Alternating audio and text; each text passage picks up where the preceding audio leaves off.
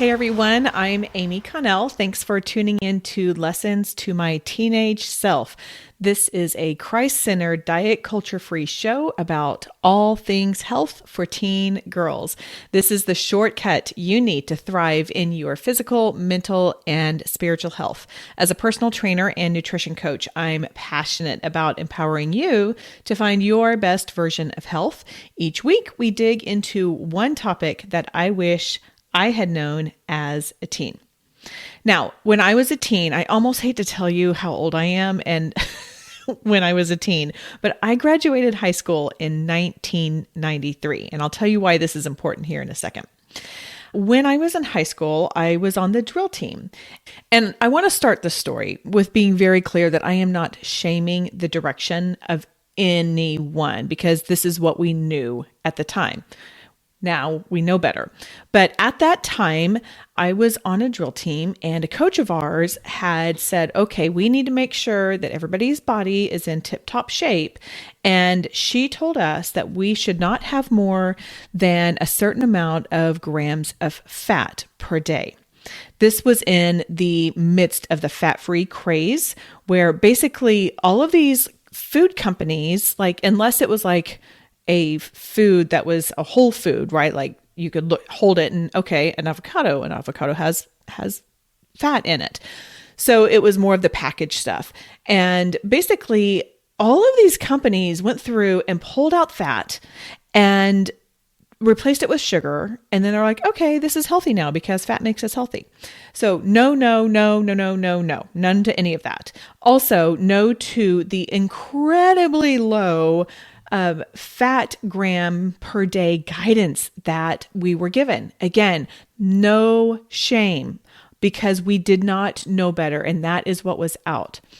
I now know that I do not need to be counting things like my fat grams, but instead I really have this incredible internal calculator called my body, and my body knows what is best. Is what I want to talk about today, which is intuitive eating. Now, I so wish we were in a room where I could say, okay, raise your hand if you have heard of intuitive eating, because the first book came out, and there's been several iterations, but the book first came out in 1995. So it had, gosh, I sound old here, but it had not even come out yet when I graduated from high school. Intuitive eating is something that we should have known all along, because it is listening to our bodies. And I'm going to get into that more in a minute. Diet culture has tried to teach us that we can't rely on our bodies. And that is not okay. So today I'm going to give a very high level overview of intuitive eating, because, spoiler alert, the lesson I wish I had known is that my body is wise enough and good enough to know what it needs.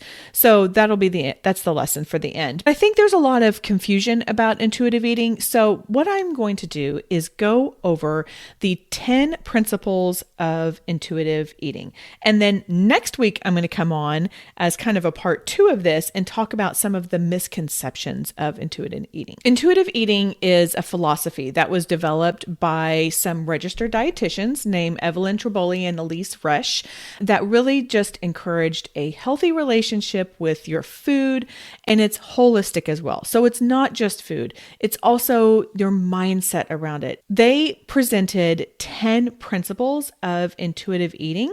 So I'm going to quickly go through those. Number 1 is reject the diet mentality. We've already talked about diet culture, which just to be clear, I have rejected. It still tries to seep into me sometimes, and I have to keep pushing that out, because I now know that that is not helpful to my mind. It's not helpful to just the holistic part of me. But rejecting the diet mentality is really just moving away from thinking that we have to manage our body size with things like calorie counting and restrictive eating, or, fasting because we think that that's what we're supposed to do. These are all entrenched in diet culture. So that is the first principle of intuitive eating, is saying, nope, I am not going to get caught up in the diet mentality. Number 2 is honor your hunger. Your body knows when it's hungry. In fact, I am recording this right after eating lunch, and I wanted to record this before I had lunch, but my stomach was grumbling and it was saying, please refuel me. And so I was like, okay, body, you're telling me that you need some fuel. And so I'm going to do that. So number 2 is just honoring your hunger and eating when you're hungry. Your body was designed to do that. I live in the Houston, Texas area, and I have family in Oklahoma. Before I ever get on the highway to go visit my family, I am filling up my car with gas. And then I typically stop halfway and fill up my car even more. It's not because my tank is totally empty, but it's because I want to make sure that I have enough fuel that even if something happens, I'm going to be safe. I am not going to go on a road trip without putting fuel in my tank. I also need to put fuel in my belly, in my internal tank before I go about my day. And yes, that includes having a good breakfast. Number 3, make peace with food. Now, this can be a hard one, I will tell you. And this is something that may take some relearning and take some time. But basically, this is allowing yourself to eat all kinds of foods without judgment. We talked some already about how there are no good and bad foods. And often I will get some pushback on that because they're like, but wait a minute, this isn't good for you, or this is good for you. But if we can neutralize it, then we take away a lot of the emotional baggage that comes with eating particular foods. Instead, we take all foods as energy and we enjoy them in moderation. And we'll talk more about choosing food here in just a second. Number 4 is challenge the food police. Okay. All right. So again, because I do a lot of speaking with young women. So if we were in a room, I would say, who here has heard the phrase, don't eat that, it's not healthy? Or maybe it's, eat that, you should eat that, that's healthy for you. The food police are either people or, more often, the thoughts in our head that promote food guilt or shame. Oh, you shouldn't eat that. Oh, you had a lot of Super Bowl food. You need to go exercise even more. All of this negative self-talk. I call this your inner mean girl. So your inner mean girl shows up in a lot of different ways, and the food police is one of them. She wears a lot of hats. An inner mean girl is never okay. She is not okay. Number 5 is discover the satisfaction factor. This is such a fun one to start to embrace. Often when we are caught up in diet culture, we're eating things because we think we're supposed to eat them, and we're just going to have this because we want to get all the salad or we want to get all the protein or whatever. And we don't really even pay attention to what we're eating. When we discover the satisfaction factor, we may realize that what we're really craving is something salty and crunchy. And it may be that just a few chips does it for us. Or it might be that we want something kind of sweet and something to suck on, I have been loving Mentos. I don't know why I haven't had them in forever, but those satisfy me. I don't need to have the whole roll, but just 1 or 2 of those will satisfy me.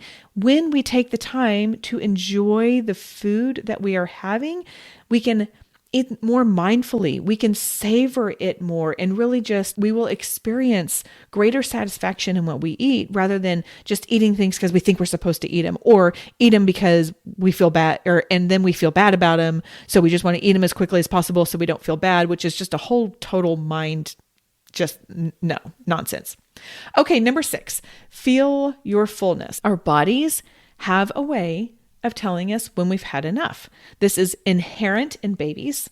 They will cry when they're hungry. They listen to they're hungry. They will have the breast or the bottle, and then they turn their head away when they've had enough. Somewhere along the line, we forget how to do that, or we have forgotten how to do that. So feel your fullness. Eat when you're hungry, stop when you're full and when you're satisfied, rather than continuing to eat until we're over full and we don't feel well. Number 7 is cope with your emotions without using food. I totally recognize that this might be a huge challenge. Food is something that so many of us will use if we're happy, if we're sad, if we're angry, maybe if we're just bored. I will tend to eat sometimes if I'm bored, if I'm not mindful about it.